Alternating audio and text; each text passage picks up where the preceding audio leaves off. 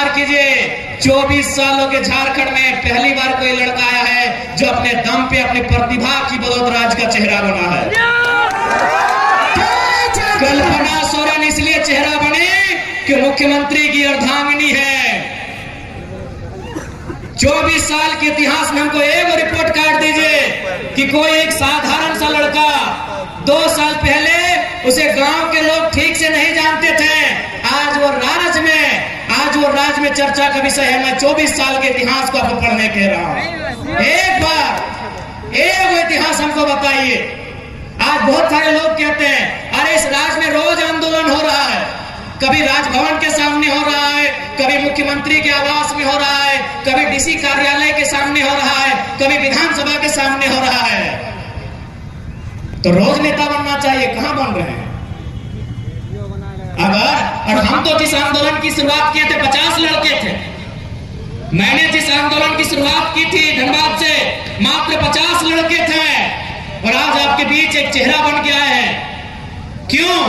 क्योंकि ये नियति की मांग थी। नियति चाहती थी कि कोई आए सामने तो झारखंड के मुद्दों पे खुल के बात करे, कोई आए सामने तो झारखंड पे खुल के बात करे, लेकिन कोई बात नहीं करना चाहता था। वो कहते हैं ना कि दिल्ली से तो हर कोई परेशान है, लेकिन घंटी बांधेगा कौन?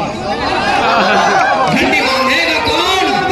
तो बस मैंने वही काम किया है, मैंने आवाज दिया है, मैंने घंटी बांधने का काम किया है। और आज मैं बिल्कुल तमाम मीडिया के माध्यम से तमाम सरकार को, तमाम जनप्रतिनिधियों को और साथ ही साथ सुपर सीएम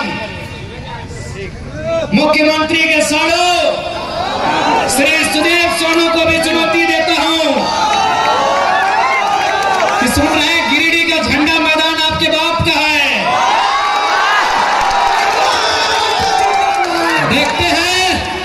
देखते हैं सोनू जी वो झंडा मैदान कब तक आपके बाप का रहता है। बड़ा दुर्भाग्य, एक लोकतांत्रिक देश में हम लोग 2 साल से झंडा मैदान में सभा करने की बात कर रहे हैं। पता नहीं जिला प्रशासन भी मौन क्यों हो जाती है, जिला प्रशासन भी अंतिम समय निर्णय क्यों बदल देती है।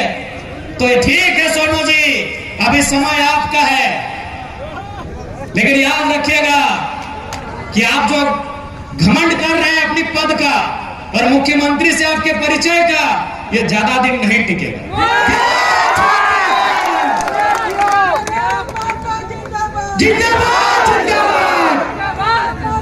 और याद रखिएगा इस बार गिरिडीह की जनता आपसे हिसाब लेगी।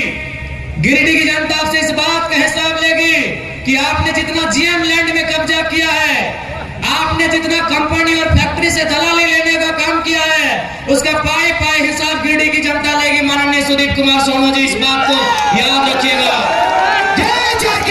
आज केवल गिरिडीह की बात करें तो आज आपके आसपास इसी क्षेत्र में हजारों छोटी बड़ी कंपनियां हैं कि नहीं?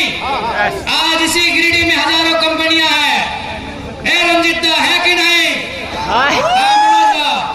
इसी गिरिडीह में हजारों कंपनियां हैं। आज आप देख सकते हैं हर एक कंपनियों से धुआं निकलता है, लेकिन विधायक मौन है। अब सवाल ये उठता है कि विधायक मौन क्यों है? क्योंकि मैं आपको एक अनुभव बताना चाहता हूं। एक कंपनी के किनारे मेरा कार्यक्रम था, जब तक मेरा कार्यक्रम था कंपनी ने धुआं को बंद करके रखा था। यानी केवल मेरे कार्यक्रम से अगर धुआं बंद हो सकता है तो विधायक चाहेंगे तो क्या क्या बंद हो सकता है, आप सोच के देखिए। एक कार्यक्रम में जब तक मेरा कार्यक्रम था, मेरे कार्यक्रम से लगभग 300-400 मीटर की दूरी में एक फैक्ट्री था। उस फैक्ट्री में धुआं उड़ता है, लेकिन जब तक कार्यक्रम था वो धुआं बंद था। क्यों बंद था? मैं कंपनी के ओनर ने कहा था कि जब तक टाइगर जयराम महतो मीटिंग करके चले ना जाए धुआं मत खोलना।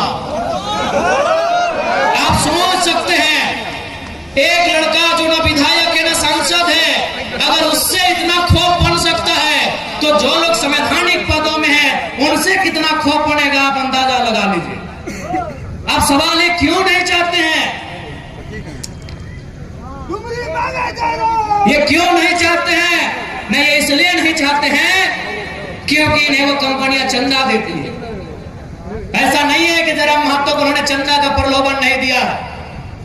कभी उन्होंने स्कॉर्पियो तो कभी फॉर्च्यूनर जैसी गाड़ियों को ऑफर रखा है, लेकिन हमने एक ही लाइन कहा है कि मैं उस मिट्टी से आता हूं जिस मिट्टी में शहीद निर्मल महतो ने बलिदान देकर झारखंड राज लिया था। आप ये सौदेबाजी उनसे कीजिएगा जो लोग बिकना जानते हैं। हम झारखंड की राजनीति में टिकने आए हैं, और अगर हम टिक गए तो बेईमानों का बहुत बेहतरी से सफाया होगा, बिल्कुल बहुत बेहतरी से सफाया होगा। और मैं आपको कहना चाहूंगा, बहुत सारे लोग आपको कहेंगे कि ये लड़का नौजवान है, कभी कभी एग्रेसिव भाषण देता है, आक्रामक बातें करता है, मारने पीटने की बातें करता है। देखिए भैया, ये मेरा व्यवहार में है तो है। मैं कोई छुपा के अपना मेरा कैरेक्टर नहीं है जैसा सुदीप सोनू का है। मेरा कोई कैरेक्टर छुपा के नहीं है, मैं जैसा हूं आपके सामने हूं। मुझे टी शर्ट पहन के मंच में आना पसंद है, मैं आता हूं। मुझे खाली पांव पसंद है, मैं खाली पांव आया हूं। मैं कोई दिखावटी नहीं, मैं जो हूं सो हूं। लेकिन हाँ, इतना कह देंगे, मैंने 2 साल झारखंड को देखा, बहुत करीब से देखा। लगभग नहीं करने तो 20 करोड़ मुआवजा हम लोग लड़के दिलाए। 20 करोड़ रुपया हम लोग मजदूरों को।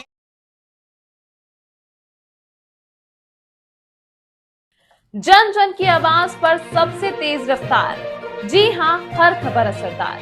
मेरे चैनल को करें अभी सब्सक्राइब। 11 वर्षों से बीएनबी पर आपका विश्वास सर चढ़कर बोल रहा है। जी हां, तभी तो खबर की सच्चाई को बीएनबी खरे सोने की तरह तोड़ रहा है। सच की आवाज होगी बुलंद और झूठ का नाव डोलेगा।